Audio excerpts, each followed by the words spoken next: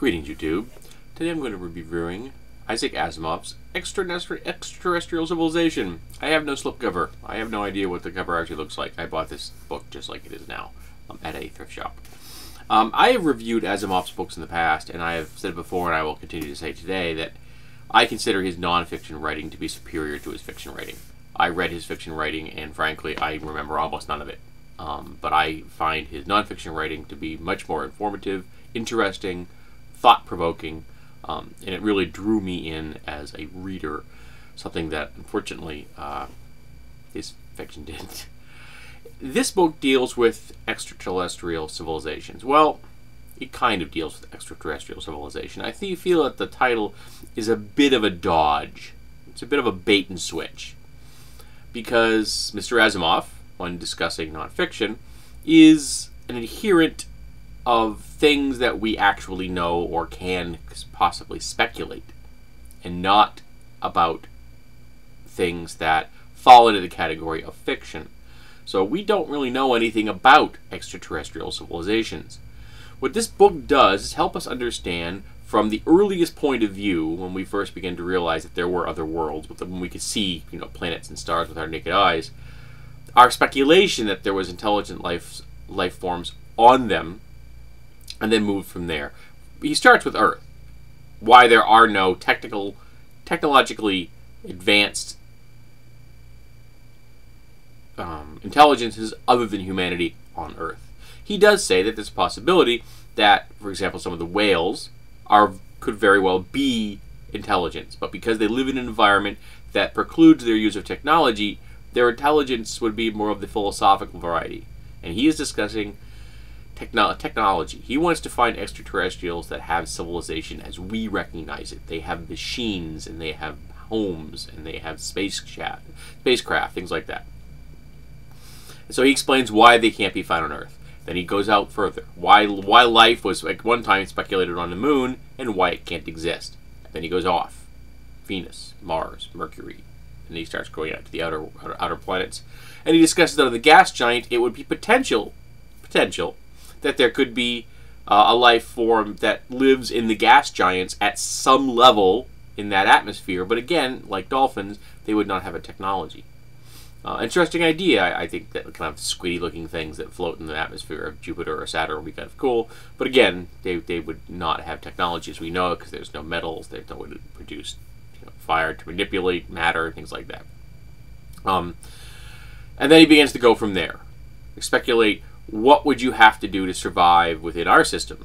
And he speculates the idea of life ships, essentially independent worlds in the L5 and the L4 positions, ones that could be put into orbit around the gas giants, ones that could be very easily turned into spacecraft generation ships that move off. He talks about how you would move through space, how we can't violate the laws of physics, and because of this, you have to make sure that the ship can maintain itself for extremely long times, hence the term generation ship. And the fact that it could take centuries to get from point A to point B, and that such civilizations make it to the point where they never leave their ships. They just travel through the universe learning about planets, so they go, maybe finding one eventually to drop colonists off, things like that. I touched upon this slightly in my Synchronicity in the ARC video I did recently.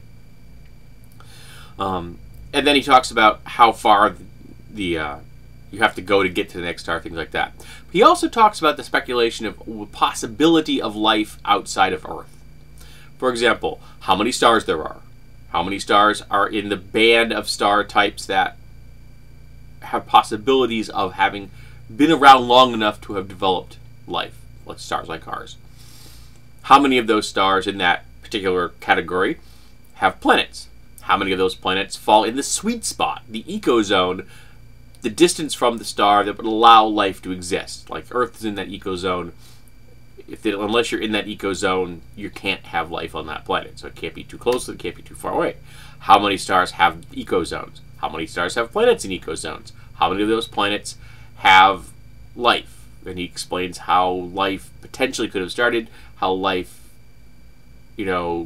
chemically, what's the probability of life being out there? How many of those planets that could have life of a multicellular nature? How many of them have the potential for life as we recognize it as far as plants and animals are concerned.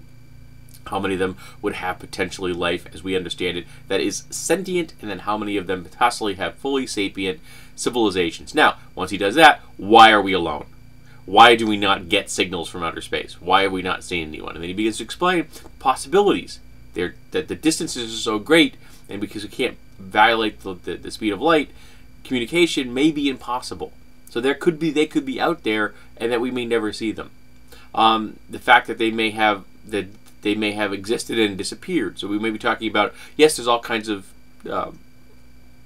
different planets out there that could harbor life, but the sweet time period, that not sweet spot, but that where it could exist, it gets technically advanced and then it disappears, may be so short that we're missing out on them.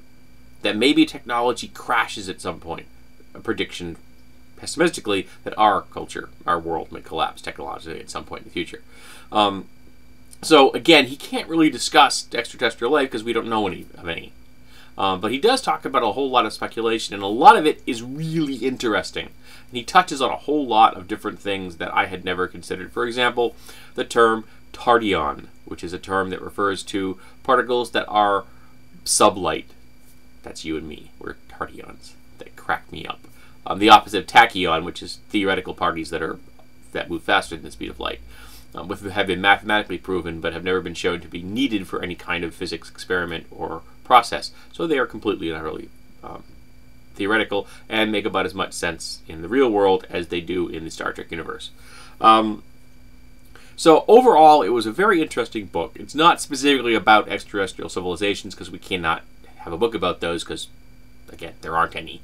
But if you enjoy Asimov's nonfiction writing and you're interested in the topic that really does start here and then expand out through the entire universe, this book covers a lot of ground, and the trip itself, even if you don't get to the destination the title says, is interesting. I enjoyed the read, and I'll be passing this on to someone else because I think other people really need to know about this information. Again, he's a great nonfiction writer.